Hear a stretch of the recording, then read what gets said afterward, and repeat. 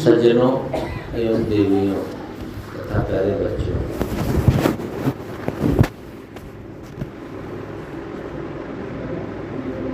हमारे देश में रामायण का बहुत प्रचलन है। रामायण में बहुत सी बातें समाज के उत्थान में कारगर होती हैं, उससे बहुत कुछ शिक्षा मिलती है। और खास करके गोस्वामी जी ने जो मानस लिखी उसमें शिक्षा पर बहुत सी बातें हैं। वाल्मीकि रामायण संस्कृत में थी तो उसको लोग कम समझ पाते थे, अब तो खैर हिंदी में भी हो गई है। लेकिन मानस में बहुत ज्ञानप्रद बातें गोस्वामी तुलसीदास जी ने कही हैं। उसमें कई पात्र बना करके पात्रों से कहलाया गया है। उसी में जब सेवरी के यहाँ श्री राम जाते हैं तो सेवरी और राम की वार्तालाप में उन्होंने नवधा भक्ति कहलाई है। श्री राम के द्वारा उन्होंने नवधा भक्ति कही है, क्योंकि सबरी अनपढ़ थी तो उसने कहा कि भगवान मैं ना पढ़ी लिखी हूँ और निम्न जात की हूँ, जैसे लोग मानते हैं। वैसे तो कोई छोटा बड़ा नहीं होता है, सब बराबर होते हैं। मनुष्य में कोई छोटी बड़ी जात नहीं होती। ये भी आज तक आदमी नहीं समझ पाए हैं। चलो अनपढ़ लोग ना समझ पाए तो ठीक, पढ़े लिखे भी नहीं समझते हैं। दुनिया में कोई भी पुरुष हो, कहीं का भी हो, किसी कोने का पुरुष हो, कहीं की नारी हो, उससे बच्चे होते हैं तो उनकी एक जाति होती है। घोड़े से और गधी से बच्चे नहीं होते हैं, बिल्ली से और कुत्ते से बच्चे नहीं होते हैं, उनकी जातियां अलग अलग हैं। जिनका रहन सहन, खान पान या प्रजनन एक प्रकार से होता है तो उनकी जाति एक होती है। जाति माने होता है पैदा होना, जो एक तरह से पैदा। तो दुनिया के जितने मनुष्य हैं सब एक ही तरह से पैदा होते हैं। तो जात बनाई, ये तो सब बनाई गई है। कोई जनेऊ पहन लिया तो उसको ब्राह्मण कहने लगे, कोई खतना कराए तो मुसलमान हो गया, ये सब बनाया है। तो जात कोई छोटी बड़ी नहीं होती है, मनुष्य सब समान होते हैं। हाँ, कोई गलत खान पान है तो उससे दूर रहे। अछूत का मतलब है अशुद्ध। ये नहीं है कि मान्यता जो आजकल लोग बना रखे हैं ऐसी जातियों के कारण से समाज में जो विद्वेष फैलता है, इसका निराकरण होना चाहिए। तो उन्होंने बात तो चली थी कि सेवरी ने बड़ी हीन भावना लेकर की बात कहती है कि भगवान मैं तो बहुत छोटी जात की हूँ, एक तो स्त्री हूँ और अनपढ़ भी हूँ। स्त्री को पहले पढ़ने का अधिकार नहीं था। अब पता नहीं ऐसा लिखा गया है, ऐसा हुआ था कि नहीं हुआ था।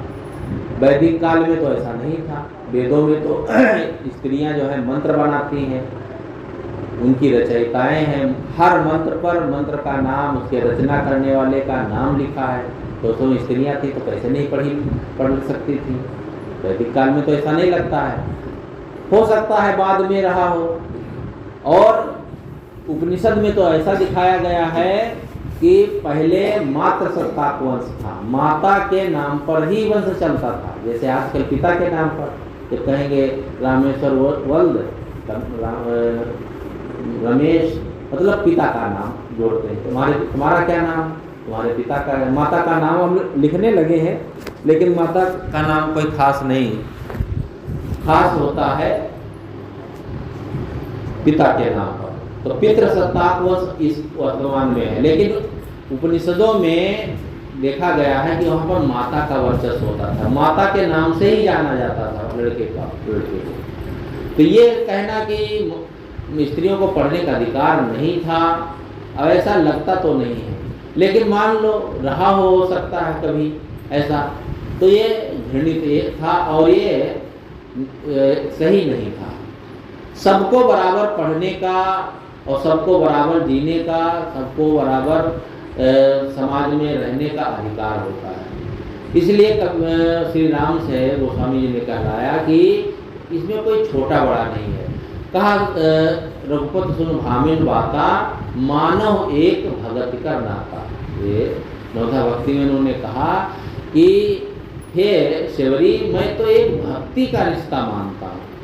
संतों का रिश्ता शारीरिक रिश्ता नहीं होता है।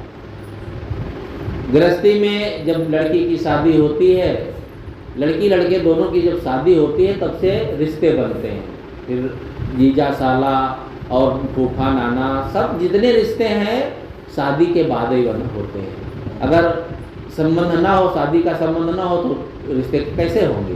तो वहाँ तो रिश्ता होता है शारीरिक, लेकिन धर्म में, भक्ति में आत्मिक रिश्ता होता है। और वह रिश्ता एक शब्द में कहें तो होता है भक्ति का।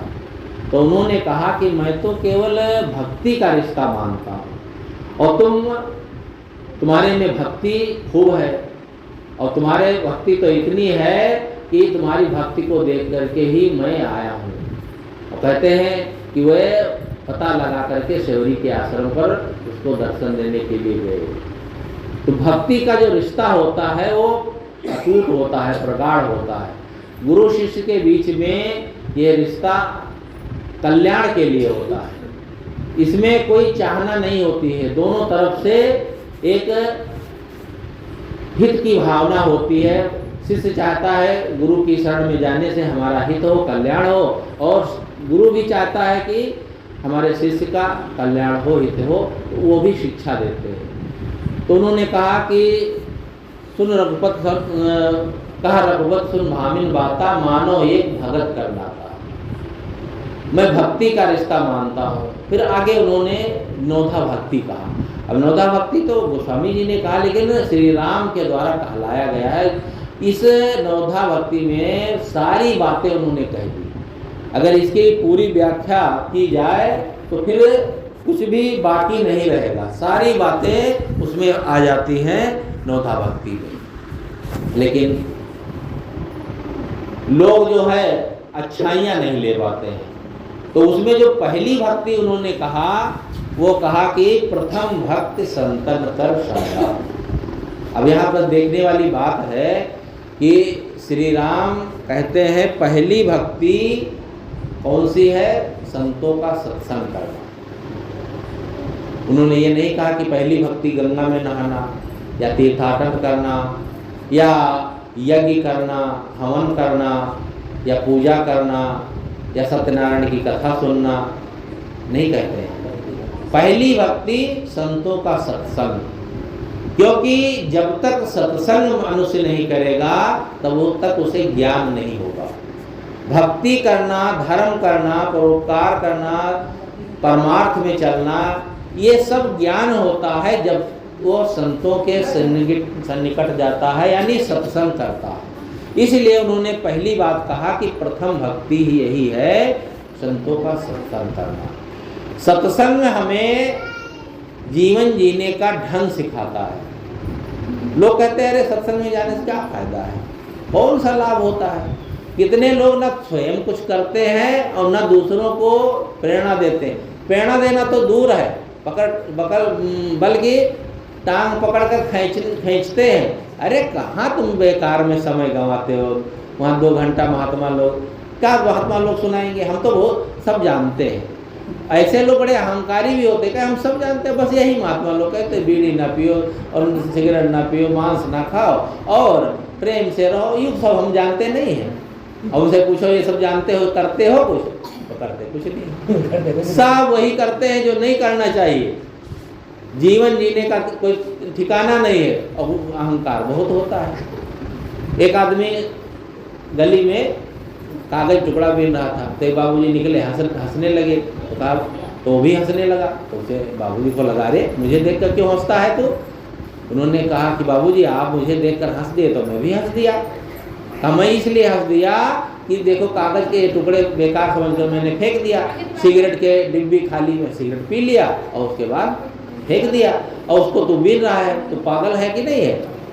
तो उस आदमी ने कहा बाबूजी आपने इस डिब्बी में रहने वाली सिगरेट को पी के फेंक दिया, तो मैं इसको बीन रहा हूँ। क्यों बीन रहा हूँ? इसलिए कि इसको ले जाऊँगा, गिट्टी जलाऊँगा और कोयला बन जाएगा, आग जलेगी तो उससे हम भोजन बनाएंगे।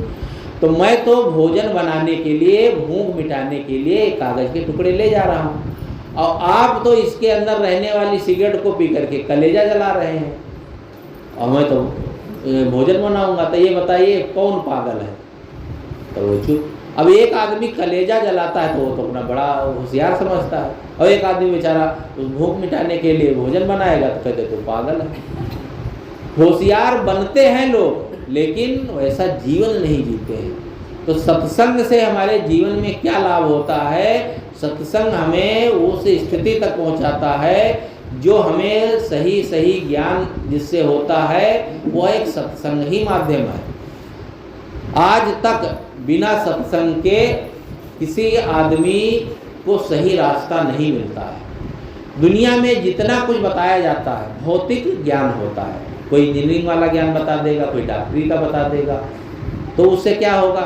वो सीख करके आप धन कमा सकते हो या समाज की कुछ सेवा कर सकते हो, लेकिन आत्म कल्याण जीवन में जब तक सत्संग नहीं होगा तब तक नहीं हो सकता। इसलिए सत्संग हमारे जीवन के लिए बहुत आवश्यक है। इसमें किसी को रोकना चाहिए ही नहीं, बल्कि लोगों को लगाना चाहिए। छोटे बच्चों से लेकर के बड़ों तक की सत्संग की सबको आवश्यकता है, लेकिन लोग ना तो खुद करते हैं और दूसरे कोई करते हैं तो उसमें टोका टोकी करते हैं। एक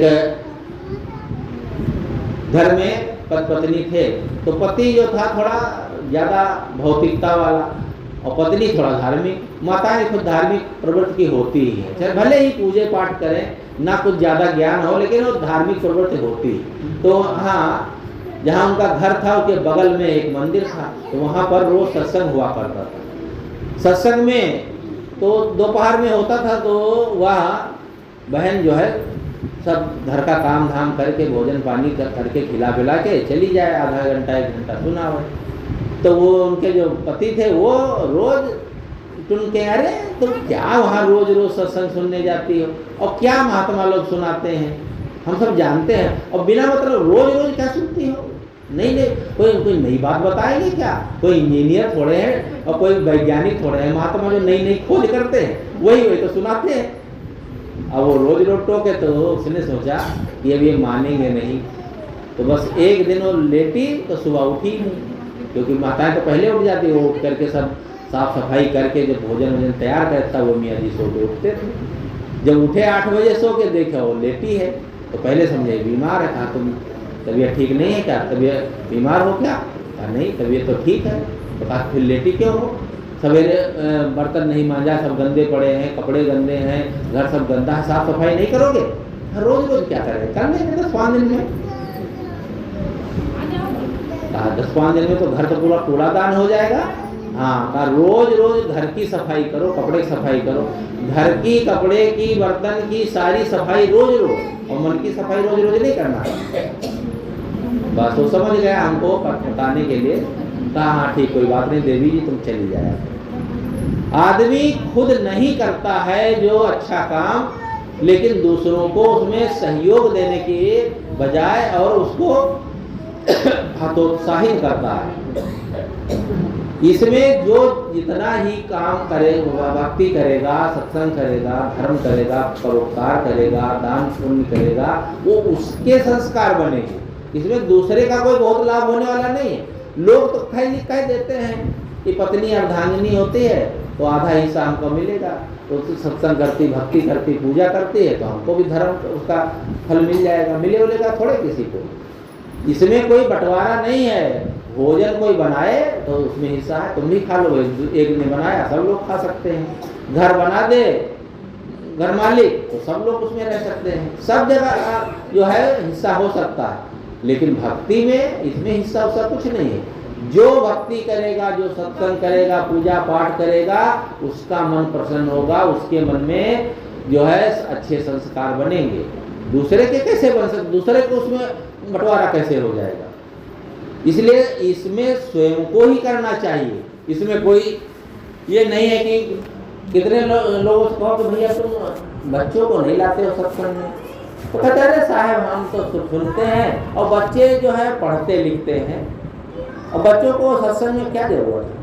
अब बचपन से नहीं सिखाते हैं, उसके बाद जब बड़े हो जाते हैं खुराफात सीख लेते हैं, नशा करना सीख लेते हैं और बिगड़ जाते हैं, तब कहते हैं अरे बाप रे बाप ये तो कलयुगी हो गया। बाराबंकी में एक परिवार था, तो उनके जो परिवार के रिश्ते में मामा लगते थे, उस लड़के के मामा लगते थे, वो साधु हो गए थे। तो वो जब वो जाए तो माता ने बता दिया था कि तुम्हारे मामा साहब हैं। अब वो लड़का खूब छोटा सा लड़का जब साहब पहुँचे, अरे कभी साल 6 महीने पहुँच जाते थे, तो कहे मामा साहब आए और बहुत सेवा करे, खूब सेवा करे और बैठे और साहब हमको कहानी सुनाओ, साहब हमको भजन सुनाओ। और बड़ा वो बच्चा तो था ही, तो मामा एक तो रिश्ते साहब मामा लगते थे, साहब संत थे ही। तो 1-2 दिन रहे तो खूब उसको बढ़ावे सिखावे। उनके जो पिता थे, उस लड़के का पिता, वो घबरा गए कि ये मामा साहब आते हैं तो खूब लड़के को समझाते हो, ऐसा ना हो एक ही लड़का है, मामा साहब को ऐसा पढ़ा दे भक्ति, और ये कहीं ऐसा ना हो कि इनके साथ ही चल दे। अब वो सोचे कि अब इनके पास ज़्यादा बैठाना ठीक नहीं। तो जैसे वो आवे जब तो कहा भैया मामा साहब आए हैं ना, उनके लिए फल ले आओ तो बाजार से। दौड़ा दे फल ले आओ, अरे सब्जी तो लेबे नहीं की, फिर दौड़ा दे, मतलब दौड़ा करे इनके पास न बैठे। अब वो 1-8 दिन रहे चले जाए, अब धीरे धीरे अब वो गलत की सोहबत में पड़ गया। लड़कों के जो शराब पीते थे, जुआ खेलते थे, ऐसे लोग। अब फिर वो सब सीख गया, जुआ खेलना, शराब पीना, चोरी करना, कोई दुर्गुण बाकी नहीं। अब उनके पिता जो समझाए वो सुनेगा भी नहीं ना। जब संतों की बात नहीं सुनने दोगे तो घर की बात कौन सुनने वाला है? घर की मुर्गी दाल बराबर समझते ही लोग। तो वो अब वो इतना उल्टा सीधा काम करने लगा। फिर एक बार पकड़ा गया, जेल गया, 2-4 महीने बाद छूट के आया। तो उसके पिता बहुत दुखी, तब तक पहुंच गए वे साहब। साहब ये लल्लू को समझा दो, ये तो बहुत बिगड़ गया है। मैंने कहा जब तक इंसान था तब तो बैठने नहीं दिया, शैतान बन गया बैठेगा। देखो मैं कल से आया हूँ, मेरे पास आया ही नहीं, क्योंकि जब उसको प्रेम था, संतों से लगाव था, तब तो तुमने दूर किया। अब जब उसको गलत काम किया तब उसको लज्जा लगती है, तो संतों के पास कैसे बैठेगा? जो गलत काम करने वाला है, गलत खान पान रहन सहन जिसका होता है, वो संतों के पास कैसे बैठेगा? उसको शर्म नहीं लगेगी, तब वो बेचारे पछताते हैं। तो ये आदमी को सोचना चाहिए, स्वयं अच्छे मार्ग में चले और दूसरों को, अपने घर परिवार जिसकी जिम्मेदारी है उसको उसी मार्ग में लगाना चाहिए। इसीलिए श्री राम से कहलाया गया कि प्रथम भक्ति संतन कर संगा, संतों का सत्संग करो। बिन सत्संग जो है जीवन में किसी का कल्याण हुआ नहीं। राम कृष्ण से को बड़ा उन्हों तो गुरु की, 3 लोक के वैधनी गुरु आगे आधीन। रामकृष्ण यानी बड़े बड़े महापुरुषों का नाम इसलिए लिए जाता है क्योंकि ऐसे ऐसे महापुरुष संसार में हुए हैं जिन्होंने भक्ति करके अपना कल्याण किया है। अब बताओ, राम भगवान कहे जाते हैं, कृष्ण भगवान कहे जाते हैं, तो उनको क्या जरूरत थी सत्संग करने की? उनको गुरु करने की क्या जरूरत थी? राम के वशिष्ठ गुरु थे, विश्वामित्र गुरु थे। कृष्ण के तो 3 गुरु थे, सांदीपन, गर्गाचार्य और घोर अंग्रेज। बताओ, हम लोग एक गुरु नहीं कर पाते, और जिनको भगवान कहा गया वो 3-3 गुरु किए, तो उनको क्या जरूरत थी? सबको पता है कि बिना गुरु के, बिना सत्संग के हमारे जीवन का उद्धार नहीं हो सकता है। इसलिए सत्संग जरूरी है। जितना हम बाहर का कंठ करते हैं कर्मकांड, ये केवल एक मन की प्रसन्नता के लिए कर लिया जाता है। कोई जैसे पूजा कर लिया, या पानी चढ़ा दिया, या गंगा में स्नान कर लिया, या कोई थोड़ा बहुत तप कर लिया, कुछ थोड़ा बड़ा जो किया जाता है, इससे मन की प्रसन्नता होती है। लेकिन यह जब तक सत्संग नहीं होगा तब तक इसका लाभ नहीं होगा। आप लोग जानते हैं प्रयागराज में त्रिवेणी कहा जाता है ना। त्रिवेणी क्यों कहा जाता है? कि गंगा जमुना सरस्वती है। सरस्वती तो है नहीं वहाँ, कोई देखा हो बताओ भाई। हम तो वहाँ 25 साल रहे हैं प्रयागराज में, सरस्वती तो कभी दिखाई नहीं दी। गंगा और यमुना 2 नदियाँ हैं, तो सरस्वती तो कहाँ है? सरस्वती का मतलब है ज्ञान को देने वाली। सरस्वती जो है ज्ञान का प्रतीक है ना, सरस्वती देवी ज्ञान का प्रतीक है। तो वहाँ सरस्वती जो है नदी नहीं है। जो वहाँ संत महात्मा जाते हैं प्रयाग में, वे ज्ञान की चर्चा करते हैं, सत्संग करते हैं। तो जो ज्ञान की चर्चा है वही जान लो सरस्वती है। तो गंगा जमुना तो नदी है, लेकिन सरस्वती संतों के मुखार बिंदु से बहती है, जिसे हम कहते हैं ज्ञान गंगा।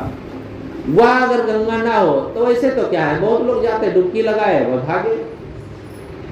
सत्संग से जो सत्संग सुनते हैं उनको जान लो लाभ होता है, वही सरस्वती है। तो वह सरस्वती प्रयाग में है ऐसा नहीं है। जो भी संत महात्मा जहां भी सत्संग ज्ञान की चर्चा करते हैं, मानो उनके मुखार बिंदु से सरस्वती ही निकलती है। और ऐसे लोगों की अगर ऐसी हम संगत ना करें तो हमको कैसे ज्ञान होगा? इसलिए पहली भक्ति सत्संग है। और सत्संग की महिमा केवल कहने की नहीं है, उससे प्रमाणित है। सत्संग का इतना वर्चस्व है, पौराणिक कथाओं में भी लिखा गया। एक जगह लिखा है कि वशिष्ठ और विश्वामित्र में कुछ अनबन हो गई। एक बार वशिष्ठ जी विश्वामित्र के आश्रम पर पहुंचे, तो अनबन क्या हुई थी उसके पहले की बात। तो पहुंचे तो उन्होंने भगत किया, सत्कार किया, स्वागत किया, खिलाया पिलाया और चलने लगे। तो संत महात्माओं को दक्षिणा दी जाती है, तो उन्होंने दक्षिणा में सोचा क्या दे। तो उन्होंने कहा कि मैं 1000 वर्ष तपस्या किया हूँ, उसमें से 500 वर्ष की तपस्या का फल आपको दान दे रहा हूँ। 500 वर्ष तपस्या का फल बहुत बड़ा फल होता है। उन्होंने दान दे दिया। वशिष्ठ जी जब चले गए, एक दिन घूमते घामते विश्वामित्र पहुंच गए वशिष्ठ के आश्रम पर। तो उन्होंने सोचा हम भी कुछ इनको दे, भाई तपस्या है वो दक्षिणा देना चाहिए विदाई में। तो उन्होंने कहा देखो मैं 1 घड़ी सत्संग किया हूँ, उसमें से आधी घड़ी का सत्संग आपको दान दे रहा हूँ। तब विश्वामित्र नाराज हो गए, वाह बड़े बेईमान हो, हमने 500 वर्ष की तपस्या का फल दिया और तुम आधी घड़ी का, वो भी एक नहीं। बताओ कितने कंजूस आदमी हो, ऐसा दान किया जाता है। उन्होंने कहा नहीं भाई, मेरी आधी घड़ी के सत्संग का फल कम नहीं है, आपकी 500 वर्ष की तपस्या से कोई कम नहीं। कहा बहुत हमको पढ़ाओ मत, हम 500 वर्ष तपस्या किए उसका फल दिए, कहते हो आधी घड़ी का सत्संग कम नहीं है। आप दोनों में कहाँ सुनी हुई? कहा अब ये कौन तय करे कि भाई सत्संग का फल ज्यादा होता है? कहा चलो भाई किसी से तय करवा लिया जाए। तो कहाँ गए? कोई पहुँचे विष्णु भगवान के पास। कहा भगवान ये ऐसी ऐसी बात है, वो सब कहानी बताए अपनी।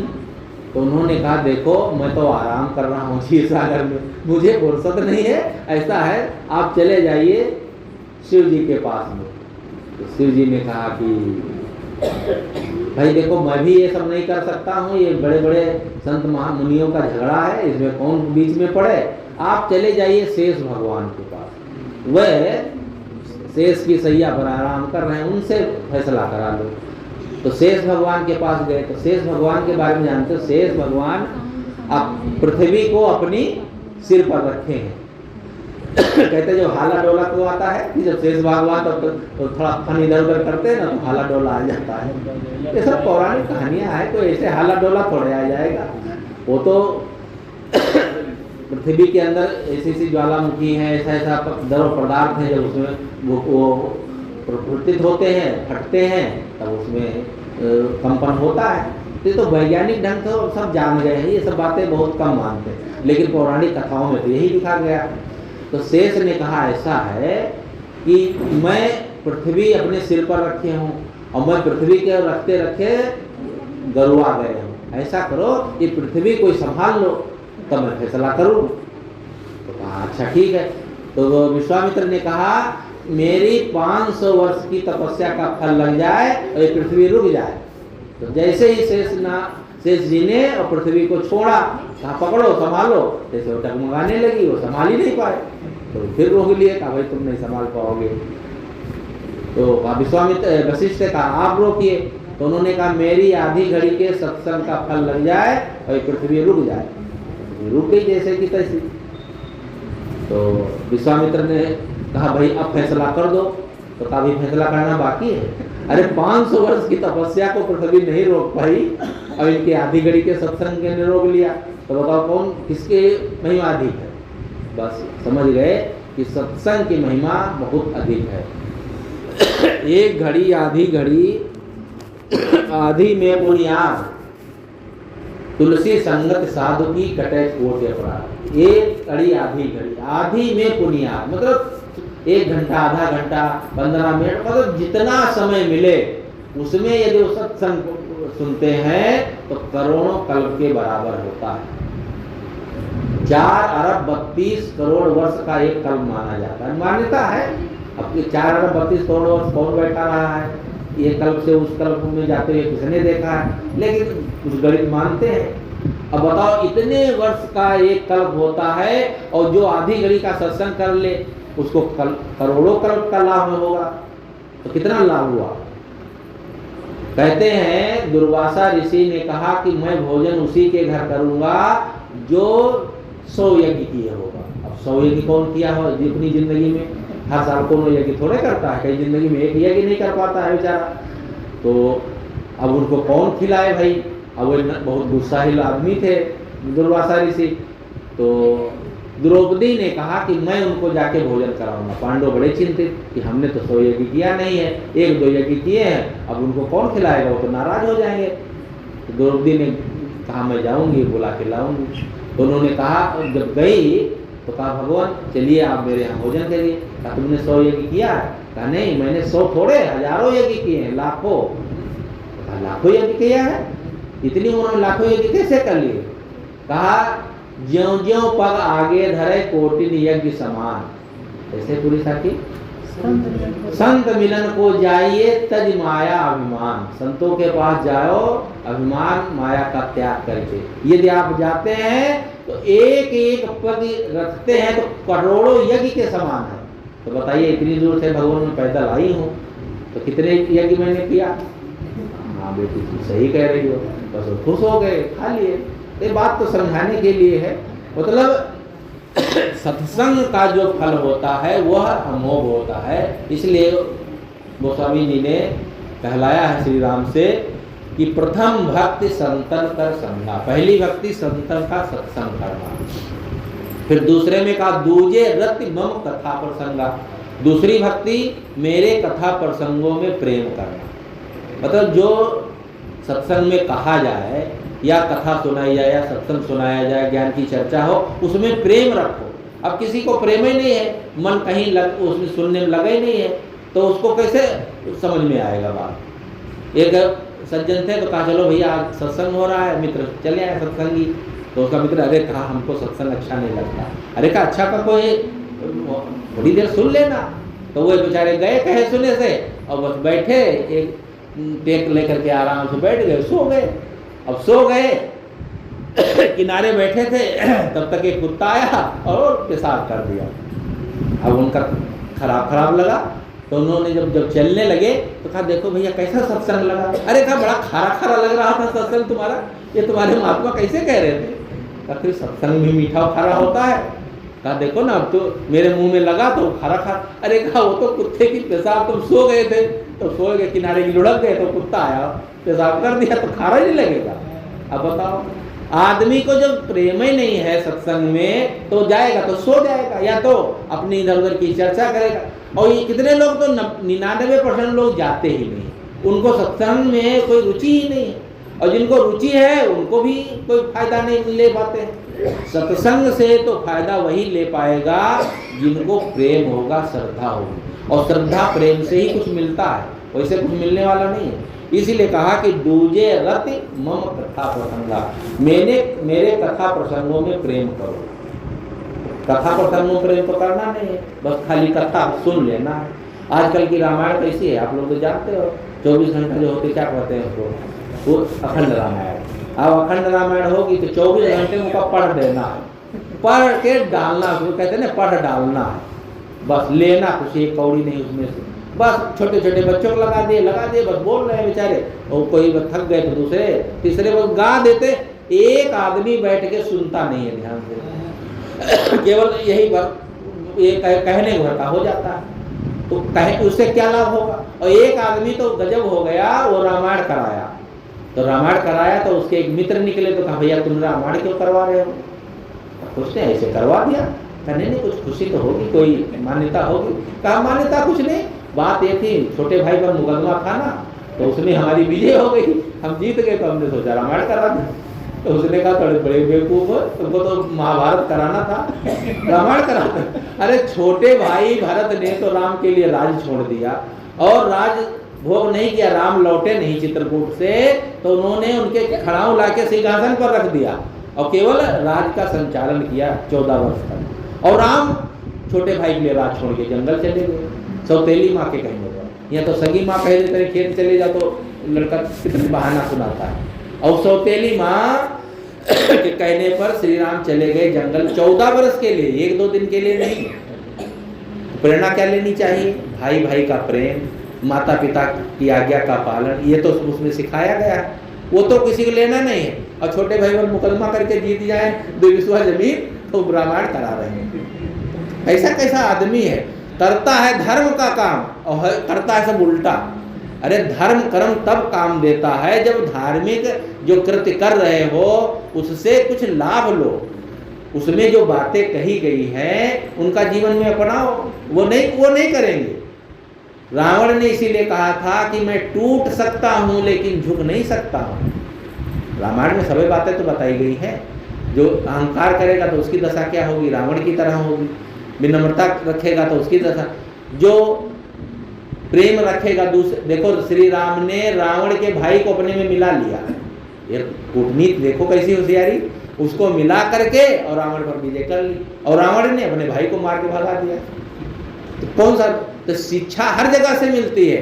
अगर हम अपने भाई से दुश्मनी ठानेंगे तो वो जाके दूसरी तरफ मिल जाएगा दुश्मनों से, तो किसकी हानि होगी। हर चीज से शिक्षा लेनी चाहिए, लेकिन हम सीख नहीं ले पाते, करते उल्टा ही है। तो उसमें प्रसंगों में यानी अच्छी बातों में हमें प्रेम नहीं है। इसीलिए कहते हैं दूजे रति मत मम कथा प्रसंगा। जो हमारे रामायण में जो बातें कही गई हैं या जो पात्र उसमें हैं, उन्होंने जीवन जिया है जिस ढंग से, वैसा जीवन अपना बनाना चाहिए, तब लाभ होगा। गुरुपद पंकज सेवा तीसर भक्ति अमान, चौथी भक्ति मम गुणगण करे कपट ज्ञान। तीसरी भक्ति में कहते हैं गुरुपद पंकज सेवा, गुरु के चरणों के रज की, यानी कि गुरु के चरणों की सेवा करना। अब गुरु के चरणों की सेवा कौन करेगा भाई, जो गुरु भक्त होगा वही तो करेगा। अब जिसने गुरु ही नहीं किया है, किसी से संपर्क ही नहीं जोड़ा है, पहले तो गुरु जीवन में जब करेंगे, भक्ति करेंगे, तब तो गुरु से संबंध होगा, नहीं तो उनसे उनके चरण रज मिलेंगे कहाँ, उनसे हमें ज्ञान मिलेगा कहाँ। कितने लोग तो ये बहाना करते हैं, वो जो बात कहते हैं वो सही है कि साहब हम तो न मांस खाएं, न तो मदिरा पिएं, न तो शराब तो जुआ खेलें, न तो नशा करें, तो हम भगते तो हैं ना। तो अब बात तो सही कहा है, ये सब चीज़ें छोड़ी जाती भक्ति में, और वो जो कर ही रहे हैं वो गलत खान पान नहीं है, तो है तो भगत जैसे हैं, भगत नहीं है। एक भगत जैसे होना है, एक भक्त होना। एक पुलिस वाला कहे देखो मैं तो पुलिस वाले हूँ और वर्दी न पहने तो आप पुलिस वाला मानेंगे? अरे ऐसे रात में आ जाए तो वो ठोक देंगे वहीं पर, क्योंकि का पता नहीं कौन चोर डकैत आ गया, और वर्दी में पहन के आवे तो आधी रात में आए तो सलाम ठोकेंगे, हाँ पुलिस आए हैं। आदमी को बाहर के वेशभूषा का भी महत्व होता। देखो रावण तो साधु का वेश बना के तो सीता को हर ले गया। साधु का वेश जानते, तो साधु का वेश अच्छा होता है, यही तो मान करके साधु वेश बनाया। तो साधु के वेश में वेश का कितना मूल्य हुआ, इसी तरह से भक्ति का है। भक्ति का भी एक अपना मूल्य होता है। हमारे जो शरीर के चाचा जी थे, उन्होंने बता रहे थे कि एक बार जाना हुआ, जवान रहे होंगे तो बारात में, तो पहले बारात अब 2-3 दिन की होती थी ना, बूढ़े लोग ज़्यादा जानते हैं, अब के लड़के तो जान ही नहीं पाएंगे 2-3 दिन कहीं बारात होती थी क्या, वो तो झट मंगनी फट ब्याह, वो फटाफट 2 घंटे में हो करके खत्म मामला। तो पहले आराम से सब होता था। तो वहाँ गए तो जानते हो बारातियों के तो सिर पर भूत सवार रहता है, वो पकड़ के कहे हमको बस, कोई कहे शराब पियो, कोई कहे ये खाओ वो खाओ। अब हम परेशान। तो मैंने निकाला कंठी और दिखा दिया, तो डर गए सब। अरे कहने नहीं, इनसे कुछ ना कहो नहीं तो पाप लगेगा। लोग डरते भी है ना, किसी अच्छे आदमी को ये गलत खिला पिला दो जबरदस्ती तो पाप तो लगेगा ही। बस वो कंठी हम जब तक ऊपर रखे तब तक कोई हमसे कुछ नहीं कहा, आराम से रहे चले आए। तो हमको ये तो साहब ये कंठी जो है हमको ये माला हमारे लिए जानो एक कवच हो गया। आदमी गलत खान पान तो खुद करना भी नहीं चाहिए और दूसरे को तो करने नहीं चाहिए। एक बारात जा रही थी तो उसका जो बारात में बस गई थी तो बस का ड्राइवर था मुसलमान और बारात थी वो पंजाबियों की, सरदार लोगों की। तो वो लोग तो सब मांस सबे खा लेते हैं, तो वो सुअर को छोड़ते थोड़े। मुसलमान तो सुअर से बहुत घृणा करता। अब वो जबरदस्ती उसके मुंह में गूंज दिए। अब उसने सोचा हमारा तो धर्म भ्रष्ट होगा तो इनको काहे छोड़े। तो नदी पर पहुंची तो अपने साथी कंडक्टर से कहा कि जैसे मैं ब्रेक लगाऊं हारन दूं तो तुम कूद जाना। कहा क्यों? अरे कहा बस कूद जाना। बस उसको बस कूदा दिया और अपना ले जाके बस उसी नदी में डुबा दिया।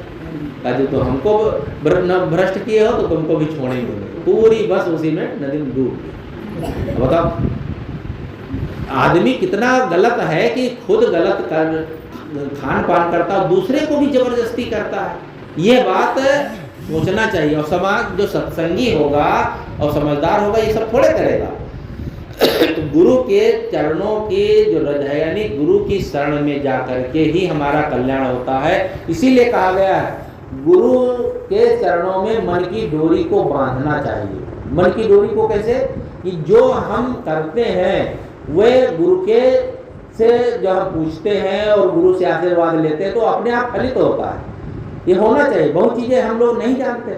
अब इनके पत्नी जब शरीर पहले छूटा तो अब बच्चे छोटे छोटे थे तो इन्होंने कहा कि साहब कैसे बने। हमने कहा भाई जैसा सोचो सब पूछो। मैंने आप भी बताइए साहब, हम सोचते हैं कि बच्चों को तो बनेगा नहीं, बिना माँ के कैसे होगा। हमने कहा दुनिया में है तो दोनों तरह का, कभी कभी बिगड़ भी जाता है, नहीं ध्यान दे। तो इन्होंने कहा कि साहब हम विचार बना रहे हैं। कहा ठीक है, आशीर्वाद है तुम्हारा, जो है जीवन अच्छा चलेगा।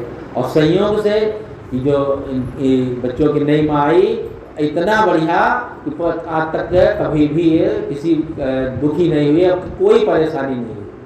तो कभी ऐसा भी होता है संत गुरुजनों का आशीर्वाद लगता है तो अपना काम लगता है कि अब बिगड़ गया अब नहीं चलेगा, लेकिन बढ़िया चलने लगता है। तो ऐसा होता है जो संत गुरु से जुड़े होते हैं उनको आशीर्वाद अपने आप फलित होता है। इसलिए कहते हैं गुरुपद पंकज सेवा तीसर भक्ति अमान। और चौथी भक्ति मन गुण करे कपट दिया। चौथी भक्ति मेरे गुणों का गायन करना। और वो कैसा? कपट छोड़ करके।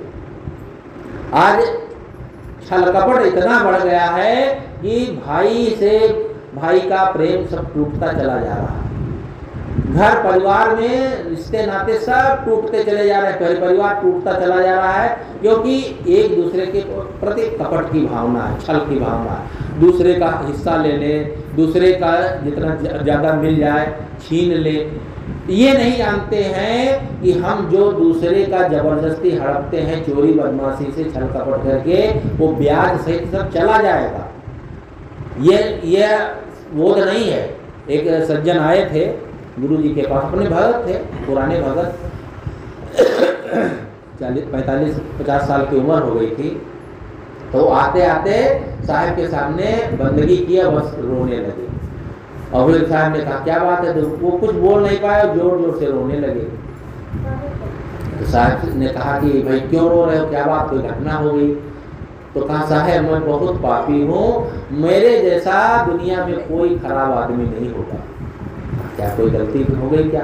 तो उन्होंने सब बताया अपनी राम कहानी। कहा साहब आपको पता ही हम 2 भाई थे, छोटा भाई का शरीर छूट गया और उसके एक बच्चा था, मतलब भतीजा हमारा, और बच्चा था 2-2.5 साल का।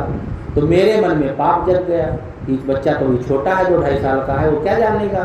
तो उसके हिस्से का हमने दबाया, मतलब छल कपट करके भाई के हिस्से में अपना बेईमानी किया, उसकी खेती में, घर में, सब में। और वो किसके लिए किया? अपने लड़के के लिए। अपने लड़के के लिए बेईमानी किया और भतीजे का हिस्सा हक मारा हमने, और मुझे लगा कि हमारा लड़का ज़्यादा पा जाए। लेकिन क्या हुआ साहब, हमारा लड़का इतना बदमाश निकला, शराबी कबाबी, सारा पैसा और रुपया, यहाँ तक ज़मीनों तक बेच डालना पड़ा लड़की की शादी करने में, सब नष्ट हो गया। और भतीजा को बड़ा हुआ तो पता तो चला कि हमारा हिस्सा तो कम है, तो इसका मतलब चाचा ने मारा है। लेकिन वो बहुत सीधा, कभी कुछ कहा ही नहीं। और एक दिन साहब तो लड़का इतना बदमाशी, मतलब इतना दुष्ट निकला कि एक दिन मारा धक्का हमको, तो सड़क पर हम मुँह भड़ा गिरे, हमारा साहब मुँह फूट गया।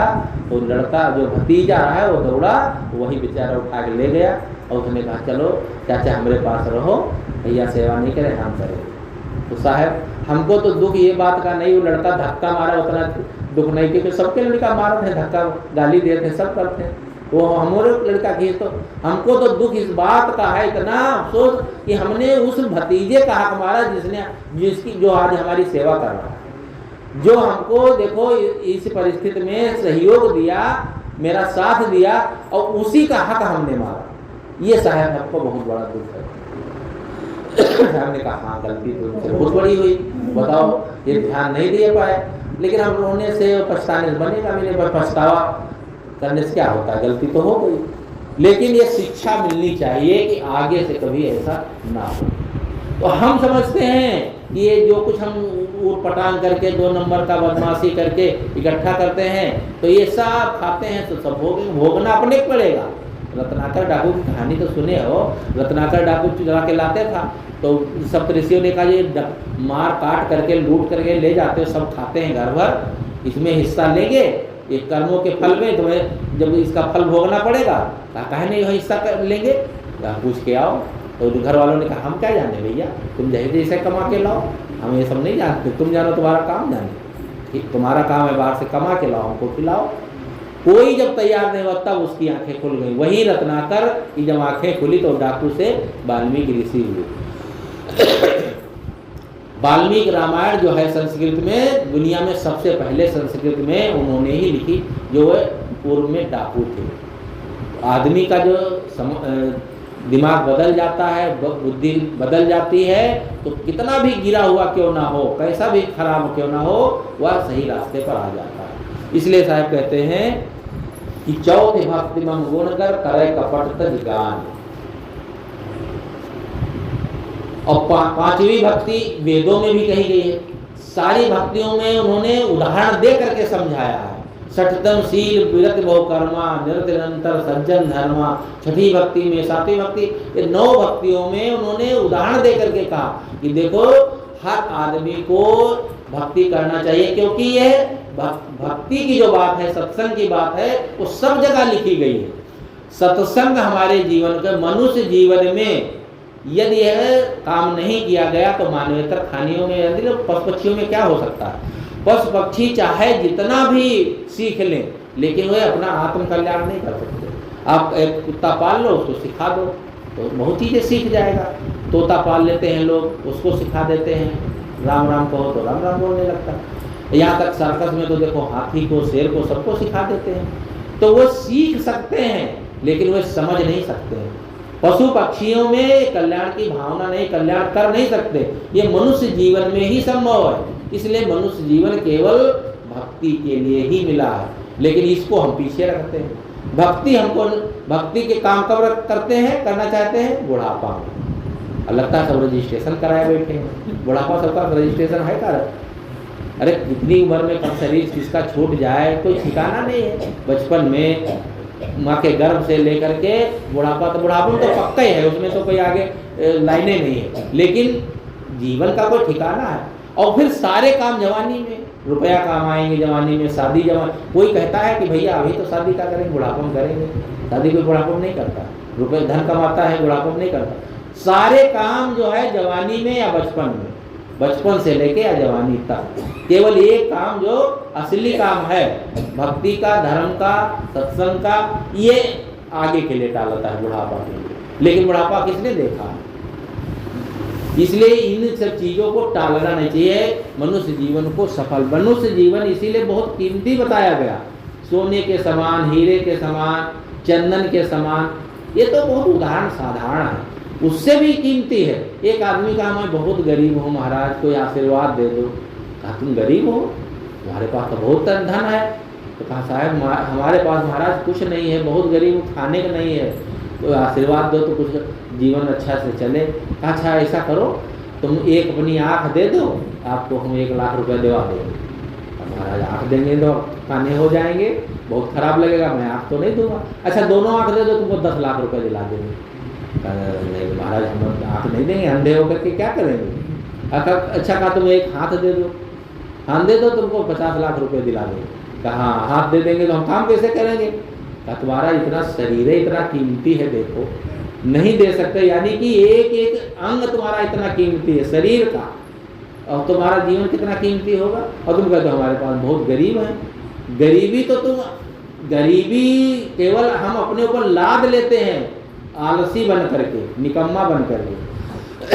यदि आदमी थोड़ी भी मेहनत करे तो आज के ज़माने में पेट किसी का खाली नहीं रहेगा, भूखा नहीं रहेगा।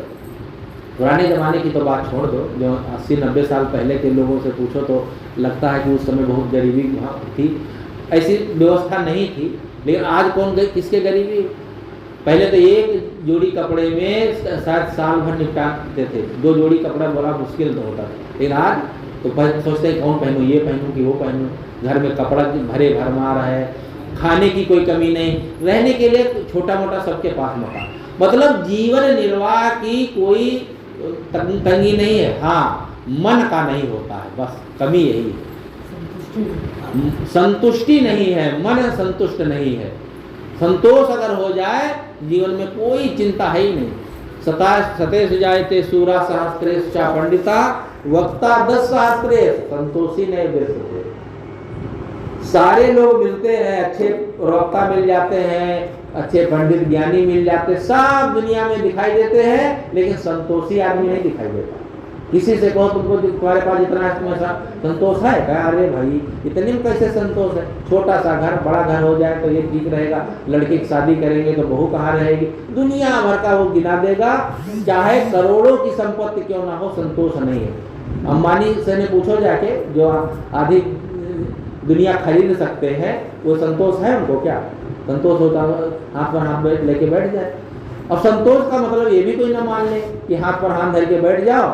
एक भगत जी गए कथा सुनने, तो वहाँ साहब ने सुनाया संतों ने संतोष करना चाहिए, बस वो संतोष मान ले, कोई काम ना करो। उस गए सवेरे सोए तो कहें भाई घर वाले का भैंसी उसे बांधोगे कि नहीं, कहने नहीं हमका संतोष हो गया है, साहब कह रहे संतोष रखो, अब हमको कुछ नहीं करना।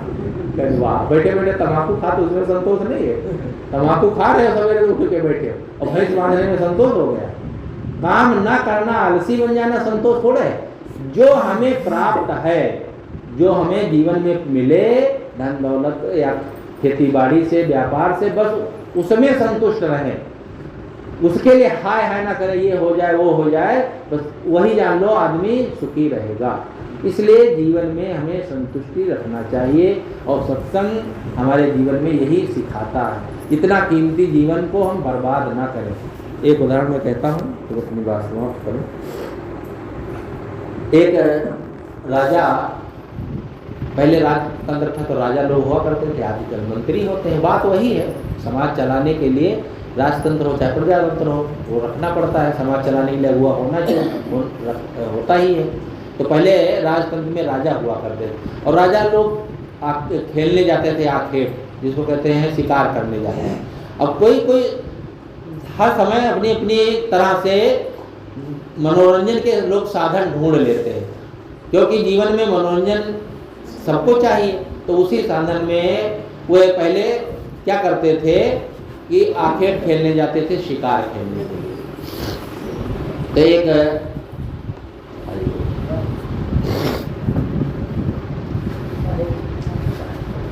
शिकार खेलने वो चले गए और शिकार खेलते खेलते वो इतनी दूर निकल गए कि रात हो गई। जंगल का मामला था, रास्ता भटक गए।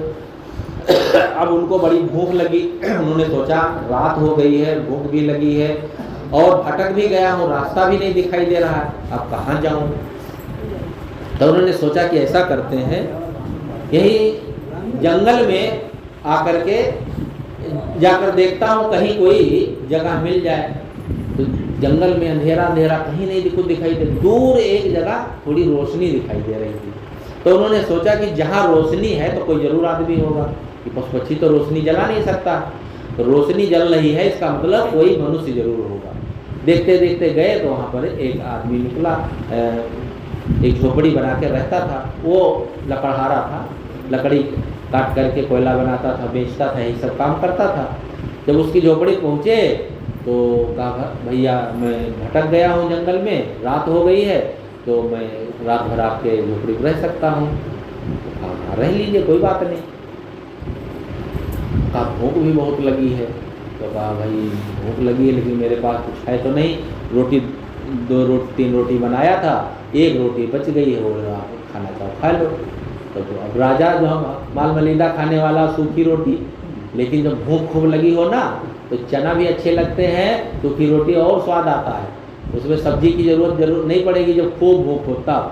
अब वो खाया तो अब उसको भूख लगी थी, पानी पिया, और उसके पास क्या था, चटाई बोरा कुछ रहा होगा, दे दिया, लेट गया, गहरी नींद, थका हुआ। अब सुबह उठा तो उसे बहुत अच्छा लगा कि भाई तुमने बहुत आतिथ्य सत्कार किया और तुम मुझे पहचान पाए कि नहीं। भाई मैं आपको क्या पहचानूं? कहा मैं इस देश का राजा हूँ, तुम सब मेरी प्रजा हो, लेकिन तुम्हारे आतिथ्य सत्कार से मैं इतना खुश हूँ कि मैं तुमको इनाम देना चाहता हूँ। अरे वो सोचा रे बाप रे, राजा आया उसको सूखी रोटी खिलाया और उसको चटाई दिया, थोड़ा सेवा भी नहीं कर पाया। भगवान राजा साहब बहुत बड़ी गलती हुई। कह रहे नहीं तुम, हमने इसीलिए नहीं बताया था कल कि मैं राजा हूँ, नहीं तुम घबरा जाते तो मेरी क्या सेवा कर पाते। जो किया तो बहुत अच्छी किया, तुम्हारे पास जो था वो सेवा किया, इसलिए तो मैं तुम्हें चंदन का बगीचा, 10 एकड़ चंदन का बगीचा दान में दे रहा हूँ। उसने सोचा चंदन इतना कीमती होता है, इसको दे देंगे तो इसकी गरीबी दूर हो जाएगी। दे दिया। अब उस लकड़हारे को क्या पता है कि चंदन की क्या कीमत है। वो चंदन काटता था अपने बगीचे में और लकड़ी कोयला बना हुआ है बेच रहा हूँ। तो चंदन की लकड़ी कोयला बना देंगे तब तो उसकी कीमत घट जाएगी, चंदन की तो लकड़ी की कीमत है। अब काट करके पूरा बगीचा कोयला बना के बेचा, लेकिन उसको कोई उन्नति हुई नहीं, जैसे पहले था वैसे रहा, क्योंकि उसका कोई बहुत बड़ा मूल्य मिलता नहीं था। एक दिन पानी बरस गया, अब पानी बरसा तो लकड़ी भीग गई, तो सोचा कोयला कैसे बनाऊं, तो सोचा चलो लकड़ी ही बेच देता हूँ। अब चंदन की लकड़ी लेकर के जब गया गट्ठर, तो वहाँ पर देखा सेठों ने, अरे इतनी कीमती चंदन की लकड़ी, तो कोई कहा 10,000 हमसे ले लो, कोई कहा 20,000 है, हम 50,000 देंगे। अरे सेठ ने कहा हम 1 लाख देंगे, हमको 1 गट्ठर दे दो। वो बहुत चक्का, अरे बाप रे, जो 50 रुपये का कोयला बिकता था ये कोई कह रहा 1 लाख दे दो, तो क्या ये सोना है क्या? अरे कहा भले मानुस ये चंदन की लकड़ी है, ये बहुत कीमती होती है, इसलिए तुम्हारा इतना दाम मिल रहा है। बस वो सिर पकड़ कर बैठ गया, अरे बाप रे, सारा बगीचा में काट के कोयला बना के बेच दिया, ये तो इतनी कीमती थी, इसमें तो हम करोड़पति हो जाते। ये कहानी तो समझाने के लिए है। अब ऐसा मूर्ख कोई हो सके दुनिया में हो, मूर्ख तो बहुत होते हैं ना, कि अपने जीवन में उन्नत कुछ नहीं कर पाते चाहे जितना उनको दे दो। तो अब ये कहानी तो ऐसा लगता है कि अगर हमको कोई ऐसा चंदन का बगीचा मिल जाता हम कितना धनी हो जाएंगे। सबको ये उदाहरण समझाने के लिए होता है। सबके जीवन में चंदन के समान ये मनुष्य जीवन मिला है कीमती, और ये 10 एकड़ का है, मतलब 10 इंद्रियों से ग्रसित ये शरीर है, और ये आदमी इसको कोयला बना करके लड़ाई झगड़ा मार काट तूफान में दुनियादारी में पड़ करके बस इसको बर्बाद ही करता चला जा रहा है। और कहीं अंतिम में कोई संत सदगुरु मिल गए और समझा दिए कि इसका बड़ी कीमत है, तो वो अब भक्ति करने लगा, तब वो पछताता है। जो जीवन में कोई भक्ति भजन सत्संग परोपकार दान पुण्य कुछ अच्छा कर्म नहीं किए रहता है, वो बाद बुढ़ापा में उसको पश्चाताप होता है। और जो सब किए रहते हैं उनको पश्चाताप नहीं होता, वो तो कहते भाई जितना हमसे हो सका उतना हमने किया, तो उनको संतोष रहता है। लेकिन जो नहीं कुछ किए रहेगा वो पछताएगा, तब कहता है पूरा जीवन बेकार हो गया। अब वो उसमें एक पेड़ बचा है तो क्या कर लेगा, तो थोड़ा समय बचा है तो बेकार ही चला जाता है, उसका भी सदुपयोग नहीं कर पाता। और जो उसका सदुपयोग नहीं कर पाएगा तो दुनिया में वह केवल पछताना ही पड़ेगा। और ये घर द्वार लड़के बच्चे परिवार वाले लोग हम लोग जो कहें बड़े सब स्वार्थी, तो आप कहेंगे अरे साहेब लोगों को क्या पता है, वरना बिना परिवार के कहीं जीवन चलेगा। स्वार्थी क्या है? स्वार्थी का मतलब है कि सब अपने अर्थ में लगे हैं। अगर आपके पास धन हो और सारा बच्चों को दे करके देखो, आपके पास ना हो और 50 रुपए की जरूरत हो, अभी पापा है नहीं, जो समझदार होंगे तो ऐसे कह देंगे, और जो बेवकूफ होंगे क्या चुप्पे नहीं बैठते हो, हर समय इनकी जरूरत, पैसे की जरूरत, बुढ़ापे में कहाँ ले आओ, डांट देंगे। आदमी के अंदर जब ये भावना ये होती है कि जब वो मालिक बनता है, वो अगुआ होता है, तो अपने पीछे वालों का ध्यान नहीं देता है। तो ये सबका स्वार्थ होता है। तो स्वार्थ की भावना, और ये बात तब तक समझ में नहीं आती है जब तक ऐसा धक्का न लगे। एक सेठ जी थे, वो बहुत पैसा उनके पास, सेठ मतलब होता, सेठ शब्द ही एक लिए बनाया गया कि के पास खूब पैसा हो। तो वो उसके मित्र कहें, इतना भैया तुम्हारे पास सेठ जी रुपया है, करोड़ों अरबों संपत्ति, तो दान धर्म करो, एक को तुम न यज्ञ कभी कराए हो, न तो सत्संग कराए हो, जीवन में कुछ अच्छा काम हम कभी जीवन में देखबे नहीं किया, और तुम दान पुण्य कुछ करते नहीं हो, काहे मारे आफत मचाए हो तुम लोग। मित्र कहे से, मित्रों से कहा काहे आफत मचाए हो, बुढ़ापा में कर लेंगे, पैसा अभी तो कमाने का है, बुढ़ापा में कमा लेंगे। अब वो मित्र लोग बेचारे कहते रह गए, हुए ध्यान ही नहीं दी। अब बुढ़ापा आया नहीं, एक दिन वो बीमार पड़ गए, बोलती बंद, अंतिम समय बिल्कुल लगे सांसें बंद हो जाएंगी। तो मित्र देखने आए, तो कहा भाई अरे सेठ जी अब तो लगता है आखिरी समय है, अब बोल पा नहीं रहे थे, टुकुर टुकुर देख रहे थे, क्या करें, अंतिम समय था। तो उन्होंने कहा कि सेठ जी अब बिल्कुल अंतिम समय लग रहा है, आप कम से कम अपने जीते जी अपने हाथ से कुछ दान धर्म कर दो, गरीबों को या कोई बुला करके संत महात्माओं भंडारा या कोई दावत कुछ कर दो, जिससे तुम्हें अच्छे संस्कार बन जाएं। तब वो सुन तो रहे थे, तो उन्होंने सोचा बात तो सही कह रहे हैं, अब तो अंतिम समय है। तो उन्होंने अपना हाथ उठाया अलमारी की तरफ कि उसमें से रुपया निकाल दो, बच्चों से दान करें। तो मित्र समझे नहीं, मित्रों ने कहा कि भैया तुम्हारे पापा क्या कह रहे हैं। तो लड़के जान गए कि पापा कह रहे रुपया निकाल के दे दो, दान करें। तो लड़कों ने सोचा ये तो बहुत घातक सौदा होगा। कहा चाचा पापा कह रहे हैं जो रुपया था तो ये सब मकान बनाने में लग गया, अब नहीं है। तो बेचारे जान गए लड़के, लेकिन देना नहीं चाहते। तो बेचारे रोने लगे, अब क्या करें, परवश थे। तो क्या तुम्हारे पिताजी क्यों रो रहे हैं? अरे का पिताजी चाचा रोएंगे नहीं, अब घर छूट रहा, परिवार छूट रहा, सब छूट रहा है, इसलिए रो रहे हैं। और उनको तो छूट तो रहा था, लेकिन उनको ज़्यादा दुखी इस बात का था कि देखो जीवन भर कुछ नहीं कर पाए, अंतिम समय में करना चाहते तो बच्चे देखो हाथ पकड़ लिए।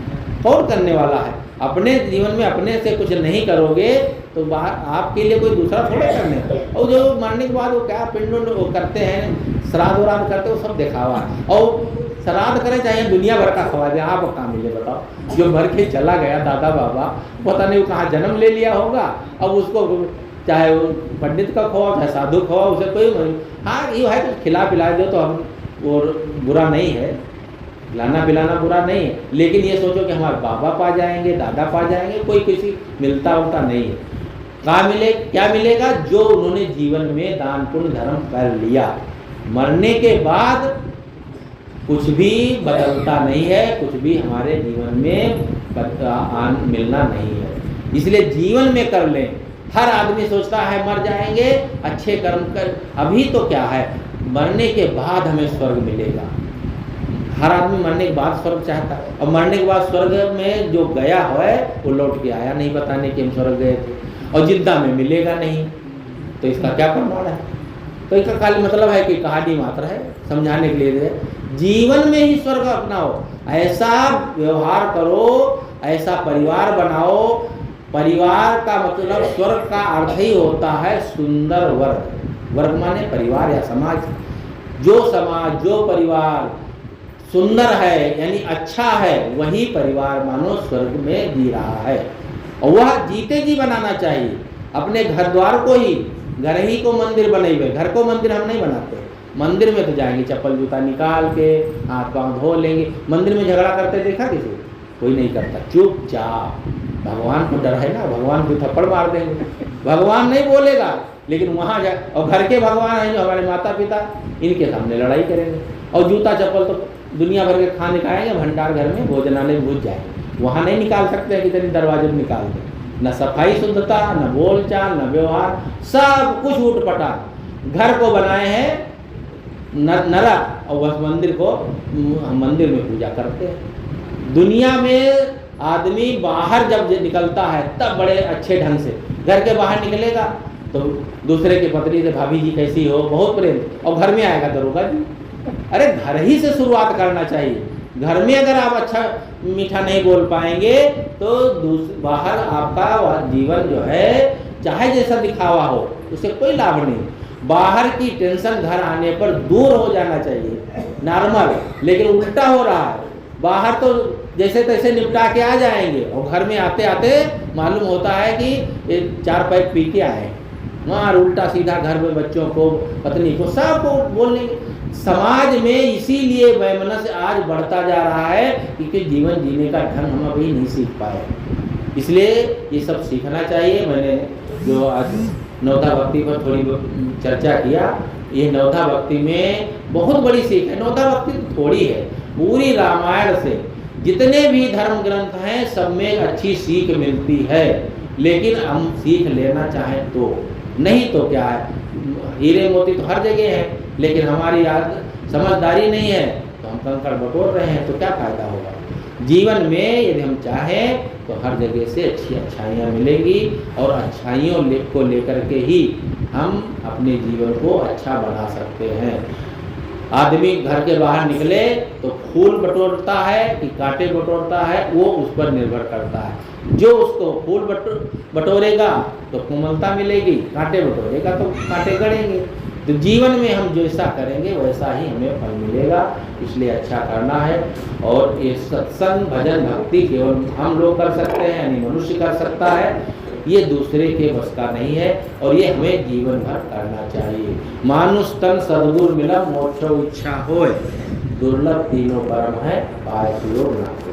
मनुष्य का जीवन मिलना कठिन है और अच्छे संतों का मिलना कठिन है। नहीं तो भटकाने वाले देखो दुनिया भर में खुरापात खुद करते हैं और दुनिया भर का टंट घंट बता करके और उल्टा सीधा पढ़ा करके और भटका देते हैं। ऐसे ऐसे महात्मा लोग भी, गांजा पीने वाले भी मिलते हैं दुनिया भर के, उनका जीवन ही ऐसा नहीं है कि उससे कोई प्रेरणा ले सके। तो अच्छे संत मिलना कठिन है, मनुष्य जीवन मिला है और ये अच्छे संतों का संपर्क है और कल्याण की इच्छा भी हो। भक्ति कल्याण की इच्छा हो, धर्म में लगने की इच्छा होगी तब होगा। और अगर ऐसी भावना है और ऐसा हम जीवन जी रहे हैं तो इसमें हम सावधानी से करते रहें और इसको पा करके, मनुष्य जीवन पा करके हमें व्यर्थ नहीं गंवाना चाहिए।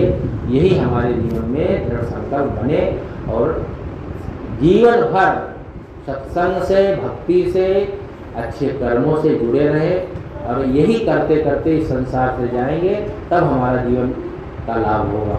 नहीं तो जीवन ऐसे बीत जाएगा और जाना तो पक्का है। भाई किसी का जो रजिस्ट्रेशन ना हुआ हो तो बताओ, यहाँ नहीं जाना है, हम तो सदा रहे। एक लड़का ऐसे बोल रहा कि महात्मा लोग है ना, जब बैठा थे तो कहते तुमको ये चले जाना है, तुमको मर जाना।